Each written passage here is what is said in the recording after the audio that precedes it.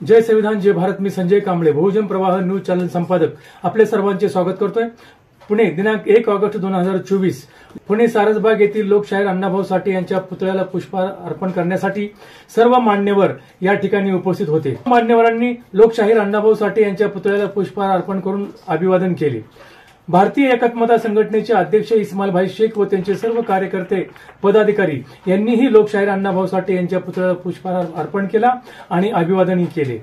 पुणे शहरामध्ये लोकशाहीर अण्णाभाऊ साठे यांच्या जयंतीनिमित्त विविध कार्यक्रमाचे आयोजन करण्यात आले होते. माझ्या जीवाची होती राहिली याच्यामध्ये ते जेव्हा पुढे म्हणतात की जरी मी ताकद केली आम्हा दोघांची झाली जाईल माझी मुंबईला जाण्याची वेळ होती माझ्या पाटाची बांधाबांध झाली 72 तुकड्याची ही कविता म्हणता येते.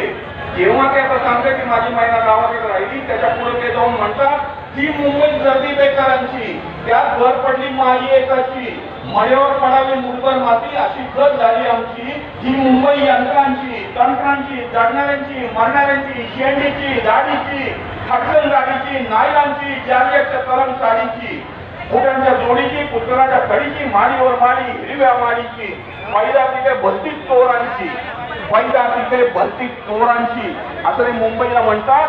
ऐकांची ही चोरांची हरामखोरांची भांडवलदारांची ही भाषा कोणाची अण्णाभाऊंची भाषा आहे. पोटासाठी पाठ धरली होती कामाची परवा नाही केली उन्हाची थंडीची पावसाची त्याच उद्धारणा नोकरी चळवळ संयुक्त महाराष्ट्राची शेगाव कारवार निपाणी गोव्याच्या राज्याची स्वतःची संधी आणण्याची बहुजोटी जनावरांची कामगारांची शेतकऱ्यांची मध्यमवर्गीयांची कुठला मराठी देशा आला मैदानी द्वेष वय करण्याची मोडी जन्मची झाकीवर चालली माझ्या जीवाची होते चालली माझी गावाकडे महिना गावाकडे राहिली. हे जे वाक्य आहे हे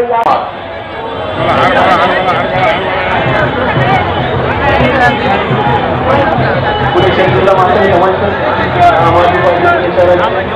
आभार आम्हाला विचार मानून दिले स्टेजवरती अपेक्षांचे आभार सगळ्या मान्यवरांचे आभार विचार मानून दिले सगळ्यांना जे शिवाय जे नव्हती जे आणली धन्यवाद. मुलगी आणि माता मुलगा यांची त्यांनी पळून जाऊन लग्न केलं परंतु ते लग्न केलं असताना मुलीच्या वडिलांना ते पसंत पडलं नाही म्हणतात आणि मुलीच्या वडिलांनी त्या मुलाला मारलं.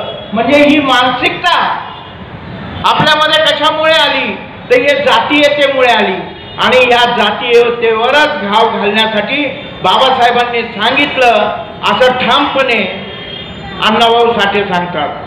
आज आपण जयंती साजरी करत असताना या ठिकाणी अण्णाभाऊंचा विचार घेऊन चाललेलो आहोत.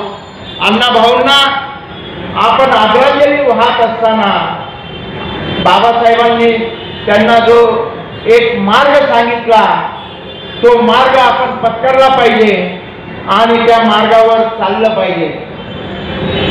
बाबासाहेबांनी आपल्याला संविधान दिलं आणि हे संविधान फक्त कोणत्या एका जाती धर्मापुरतं दिलेलं नसून ते संपूर्ण राष्ट्रासाठी दिलेलं आहे आणि राष्ट्रातील प्रत्येक व्यक्ती हे संविधान रक्षक झाली पाहिजे असा विचार आपण आपल्या मनात आणला पाहिजे.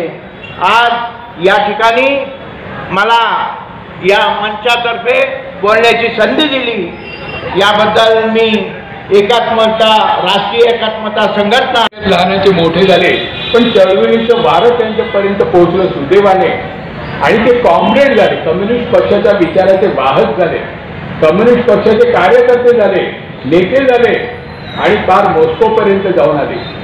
मॉस्कोमध्ये त्यांच्या नावाच्या घंटा वाजल्यानंतर महाराष्ट्रामध्ये कळालं की बापरे आपल्या याच्यातला एवढा मोठा माणूस तिथपर्यंत पोहोचला.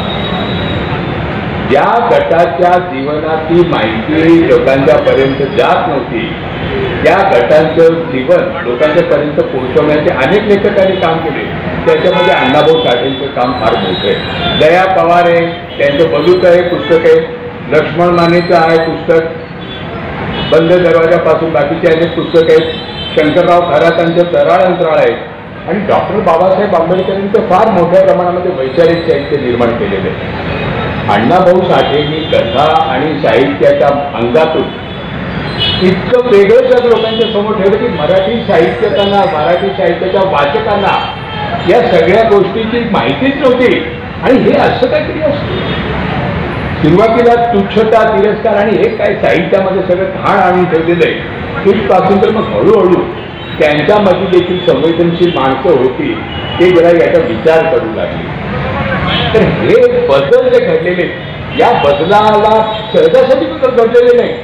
समाजामध्ये जो बदल घडत असतो की ज्या गटाला आवाज नाही त्या गटाला आवाज मिळतो, ज्या गटाला प्रतिनिधित्व नाही त्या गटाला प्रतिनिधित्व मिळतं, ज्या गटाला लिहिण्या वाचण्याचे अधिकार नाही ते साहित्याच्या संमेलनाच्या अध्यक्षपदापर्यंत जातात. हा बदल आपोआप घडत नाही. त्यासाठी खूप संघर्ष करावा लागतो, आंदोलन करावं लागतं, चळवळ करावी लागते. अण्णाभाऊ साठे केवळ लेखक नव्हते, अण्णाभाऊ साठे केवळ साहित्यक नव्हते, अण्णाभाऊ साठे कॉम्रेड होते. अण्णाभाऊने आपलं नेतृत्व वेळोवेळी सिद्ध केलं होतं.